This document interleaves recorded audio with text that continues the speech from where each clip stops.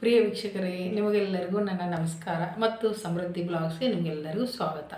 ಇವತ್ತಿನ ಮನೆಮದ್ದು ಏನೆಂದರೆ ಮುಖದ ಕಪ್ಪು ಕಲೆಗಳಿರ್ಬೋದು, ಆಮೇಲೆ ಮುಖ ಕಪ್ಪಾಗಿರ್ತೀವಲ್ಲ ಅಂಥದಕ್ಕೂ ಸಹ ಸ್ಕಿನ್ನನ್ನು ಬೆಳ್ಳಗೆ ಮಾಡ್ಕೋಗೋಸ್ಕರ ನಾನೊಂದು ಮನೆಯಲ್ಲೇ ತಯಾರಿಸುವಂಥ ಕ್ರೀಮನ್ನು ಹೇಳ್ತೀನಿ. ಅದನ್ನು ನೀವು ಹಚ್ಕೊಂಡು ನೀಟಾಗಿ ಒಂದು 5ರಿಂದ 10 ನಿಮಿಷ ಮಸಾಜ್ ಮಾಡಿ ಆಮೇಲೆ ನಿಮ್ಮ ಮುಖ ತೊಳ್ಕೊಬೋದು. ತುಂಬಾ ಅಫೆಕ್ಟಿವ್ ಮನೆಮದ್ದಿದು. ಅದಕ್ಕಿಂತ ಮುಂಚೆ ಹೊಸಬರು ಯಾರು ನನ್ನ ಚಾನಲ್ ನೋಡ್ತಾ ಇದ್ದರೆ ದಯವಿಟ್ಟು ಸಬ್ಸ್ಕ್ರೈಬ್ ಮಾಡ್ಕೊಳ್ಳಿ ಮತ್ತು ಮರೆಯದೆ ಪಕ್ಕದಲ್ಲಿರೋ ಬೆಲ್ ಐಕಾನನ್ನು ಪ್ರೆಸ್ ಮಾಡಿ.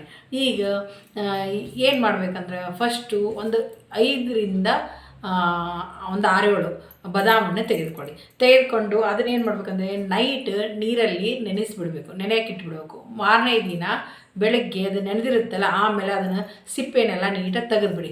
ತೆಗೆದಾದಮೇಲೆ ಒಂದು ಇದು ನೀವು ಶ್ರೀಗಂಧನ ತೆಗಿತಿರಲ್ಲ ಕಲ್ಲು, ಆ ಥರ ಒಂದು ಯಾವುದಾದ್ರೂ ಒಂದು ಚೆನ್ನಾಗಿರೋ ಕಲ್ಲು ತೆಗೆದುಕೊಂಡು ಸ್ವಚ್ಛ ಮಾಡ್ಕೊಳ್ಳಿ. ಅದನ್ನು ಸ್ವಚ್ಛ ನಿಮ್ಮ ಮನೆಯಲ್ಲಿ ಅದು ಶ್ರೀಗಂಧ ತೆಗೆದು ಕಲ್ಲು ಇಲ್ಲದೆ ಇದು ಬೇರೆದು ಒರಟಾಗಿರೋದು ಕಲ್ಲುಗಳು ಬರುತ್ತಲ್ಲ, ಆ ಥರ ಕಲ್ಲುಗಳು, ಅದು ಮಣ್ಣು ಉದುರಬಾರ್ದು, ಚೆನ್ನಾಗಿರಬೇಕು ಅಂಥ ಕಲ್ಲನ್ನು ತೆಗೆದುಕೊಂಡು ಅದರ ಹೊರಟೋಟಾಗಿರ್ಬೇಕು. ಅದು ಆ್ಯಕ್ಚುಲಿ ಅದು ನಾವು ತೇದ್ರೆ ಅದು ಪೇಸ್ಟ್ಗಂತ ಬರಬೇಕು. ಆ ಥರ ಕಲ್ಲನ್ನು ತೆಗೆದುಕೊಂಡು ಅದಕ್ಕೆ ನೀವು ವಿಟಮಿನ್ ಆಯಿಲನ್ನು ಒಂದು 4-5 ಹನಿಯಷ್ಟು ಬಿಟ್ಟು ಇದು ಬಾದಾಮಿನ ನೆನೆಸಿರ್ತೀರ, ಸಿಪ್ಪೆ ತೆಗೆದಿರ್ತಲ್ಲ, ಆ ಬಾದಾಮಿಯನ್ನು ಅದ್ರ ಮೇಲೆ ಇಟ್ಟು ನೀಟಾಗಿ ತೇದ್ಬಿಡಿ. ಎಲ್ಲನೂ ತೇದು ಪೇಸ್ಟ್ ಥರ ಬರುತ್ತೆ.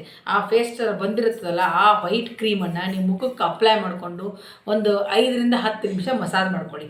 ಮಸಾಜ್ ಮಾಡ್ಕೊಂಡು ಆದಮೇಲೆ ನೀವು ಮುಖ ತೊಳ್ಕೊಂಡು ನೋಡಿ ನಿಮ್ಮ ಸ್ಕಿನ್ ಎಷ್ಟು ಡಿಫ್ರೆನ್ಸ್ ಆಗ್ತದೆ. ತುಂಬಾ ಯಾರು ಕಪ್ಪು ಕಲೆ ಇರ್ಬೋದು, ಕಪ್ಪು ಇರ್ತಾರಲ್ಲ ಅಂಥವ್ರಿಗೆ ತುಂಬಾ ಚೆನ್ನಾಗಾಗ್ತದೆ, ಬೆಳ್ಳಗಾಗ್ತದೆ. ಇದನ್ನು ಮಾಡಿ ನೋಡಿ. ಆಮೇಲೆ ಇದೇ ಥರ ಮಾಹಿತಿ ಬೇಕಾದರೆ ಮರೆಯದೇ ನನಗೆ ಕಮೆಂಟ್ಸ್ ಮಾಡಿ ತಿಳಿಸಿ. ಮತ್ತೆ ಮುಂದಿನ ವಿಡಿಯೋದಲ್ಲಿ ನಾನು ತಿಳಿಸಲು ಪ್ರಯತ್ನ ಮಾಡ್ತೀನಿ. ಈ ವಿಡಿಯೋದೊಂದಿಗೆ ಮುಕ್ತಾಯ ಮಾಡ್ತಾ ನಿಮಗೆಲ್ಲರಿಗೂ ನನ್ನ ನಮಸ್ಕಾರ.